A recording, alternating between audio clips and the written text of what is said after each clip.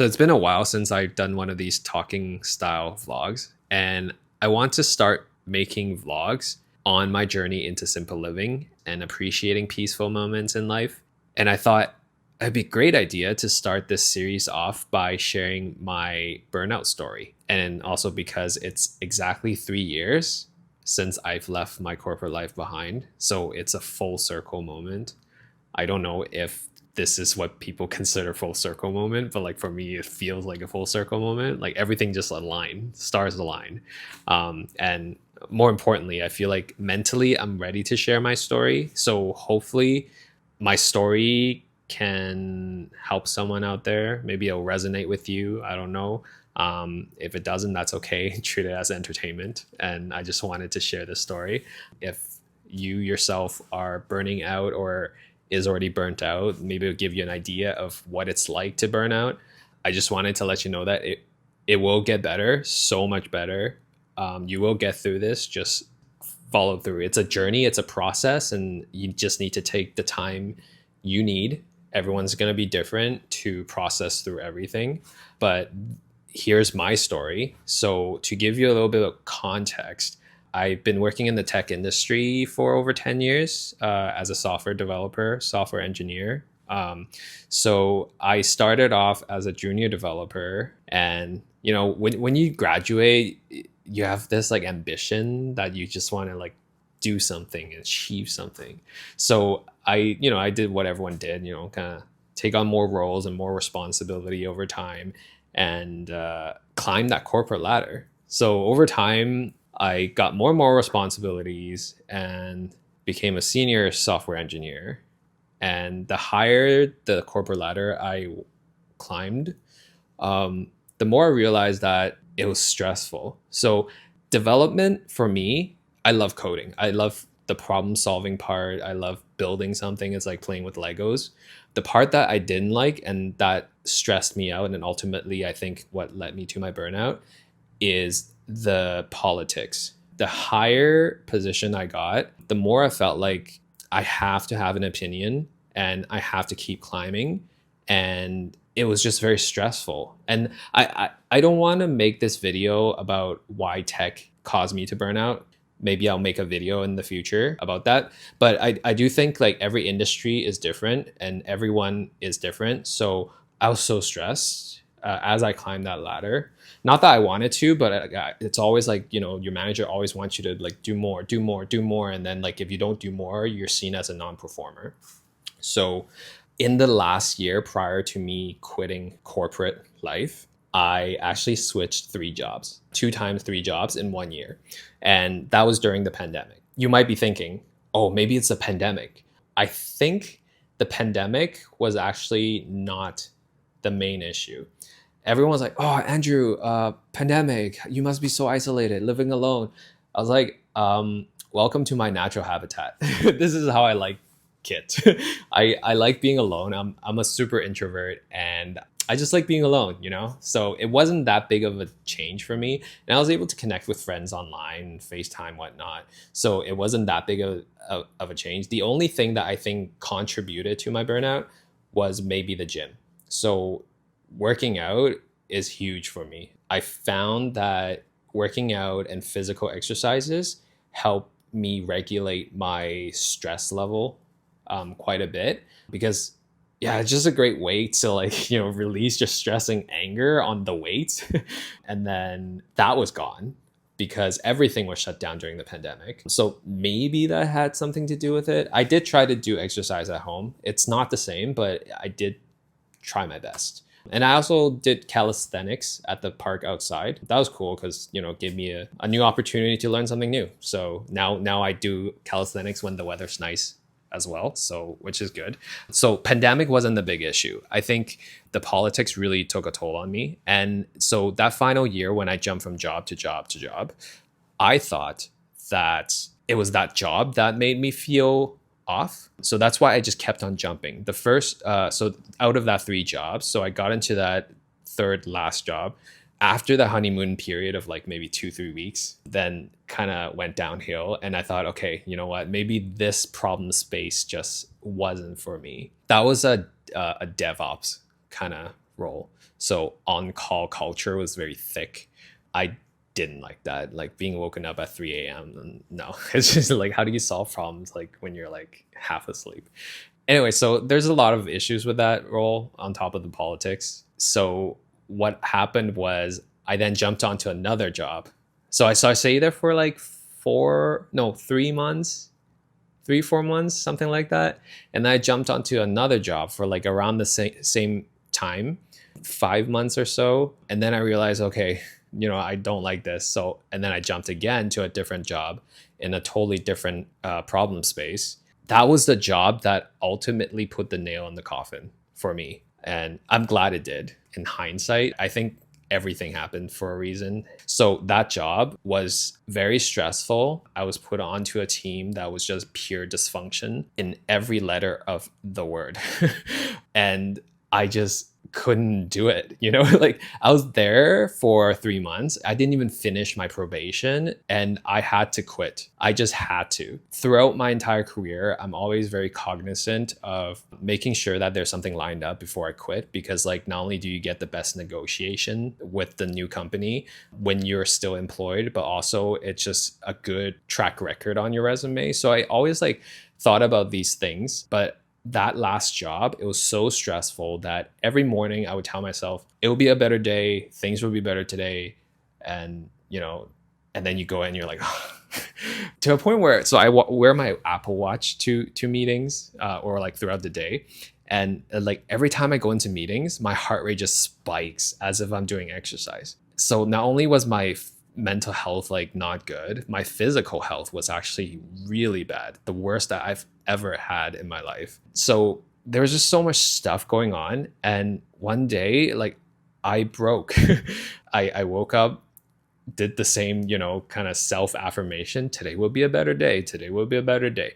And I went into a meeting with my team, and again I just like 10 minutes in, I'm like, oh my gosh, I can't do this. I can't. I tried my best to pull every ounce of energy through my body to push it through, and to be honest, like, I don't even know where that energy came from or that optimism came from. It's just like, no bueno, like just leave. But I did. So that day, after that 10 minutes, I'm like, okay, guys, I can't do this. So I went straight to HR. At that time, my manager was on mat leave. So I couldn't go to my manager. So I went straight to HR. I'm like, look, I'm really sorry, but I can't do this anymore. My mental health is not good. So today will be my last day. And that's how I quit. I thought I was crazy at the time. I still do, because like, who does that, right? Especially like for me, I put a lot of pride in the work that I do. So I always want to make sure whoever that I'm working with, my team, my projects, everything is pretty nicely rounded up before I leave. So like even when I go from job to job, I don't just leave a project hanging or a team hanging. But that was the one time that I didn't care about anything. I just knew I needed time off. I just need to get out of that situation, health over everything. And that's it. Like no buts, no negotiations. I don't care. Like I didn't even think about like, okay, where am I going to get like references when I do become ready again? Like I just didn't care about any of these anymore. That's how bad it was. And I'm so glad I did that. As crazy as it sounds so crazy. So that's how I quit. And after that, so it's been 3 years, the recovery phase, from what I can identify, splits into two. The first phase for me was the first year and a half. That was the phase when you're regaining your energy. So I didn't have the motivations to do anything exciting, like nothing. Like, and plus like pandemic, I couldn't really travel. So there was no urge to, go out to explore, to do anything. All I did was just like going through the motions of like waking up, making food, go on my computer, watch some TV. I was simply existing. And I think that was a necessary phase, because in a way it was for my body to heal itself. It was good, because had that not happened, my physical health wouldn't have been able to recover. So yeah, so my physical health slowly recovered, and the health issues that I had slowly went away. And I started feeling better gradually. And then I started gradually doing a bit more, learn how to ride a bicycle, which is good. It's kind of embarrassing to say. You're like 30 something and you only learn how to ride a bicycle. But hey, you got to start somewhere. So I did that. So that was the first phase, like giving my mental health, my physical health, the time it needs to heal. And then after that, I think, especially in the past year for me, is when I truly became more aware of the baggages that I had.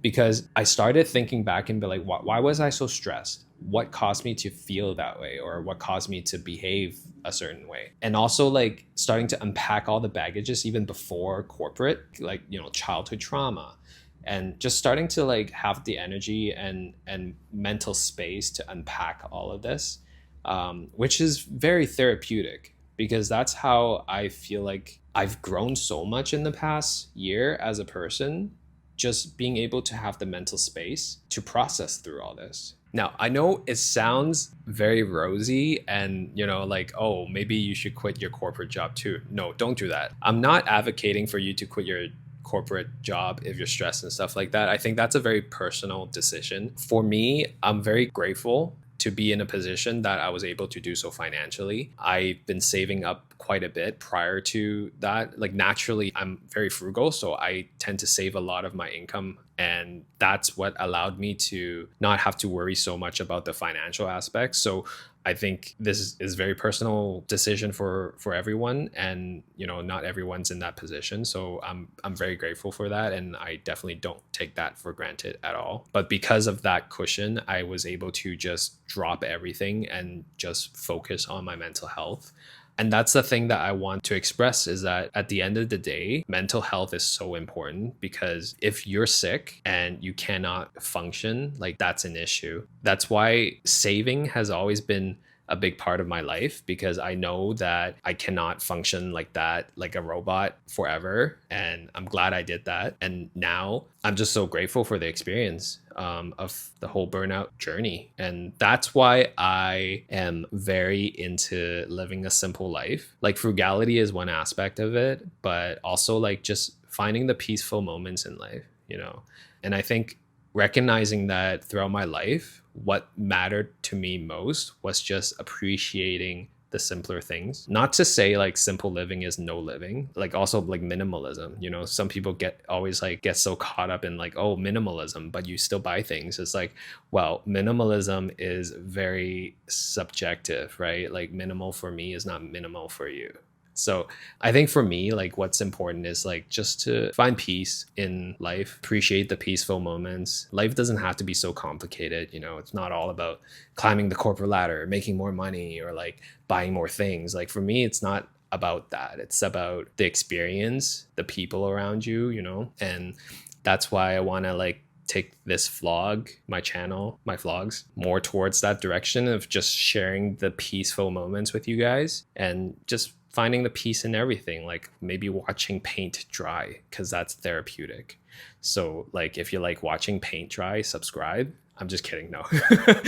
I don't know, maybe like like simple things like that can be interesting, relaxing, because I think there's a lot of stress in this world, especially like being in North America. It's a whole bunch of like work culture, and sometimes we get lost, and that's okay, right? Like if you're not lost, you won't be able to find yourself.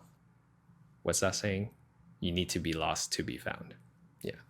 Anyways, so that's my burnout story. And if you are experiencing burnout or is already burnt out, I just want to tell you that you will be okay. Everything will be fine. Breathe and listen to your body. Your body has a magical way of telling you what it needs, and just be kind to yourself, because you have a whole lifetime ahead of you. And quite frankly, like I think a lot of the problems are problems that can wait. If a project gets late, that's okay. Put yourself first, take the sick days, focus on yourself, because I think that's one thing that I didn't do enough, is I felt bad for taking sick days, and that's not something you should feel bad about. Mental health is health. So take a sick day, take it all. I don't know how many sick days you have, take it all. Don't lose it, you know, like don't feel bad about it. I think that's important. So take care of yourself. So going forward, yeah, I do want to make more content towards the simple living, relaxing vibe. I think now that I'm like out of that burning out phase, I feel more energetic to do things. I feel more excited to do things. Like I started vlogging again, making silent travel vlogs. It's like a form of art. I don't know. It was an experiment. Just keep on doing you. Be kind to yourself. Always, always, always. Hopefully, if you like the vibe of relaxing and peace, then you know where to find me. I'm going to keep on making that content. But thanks for watching this video. I know it's crazy long, but I hope to see you in the next one. Cheers.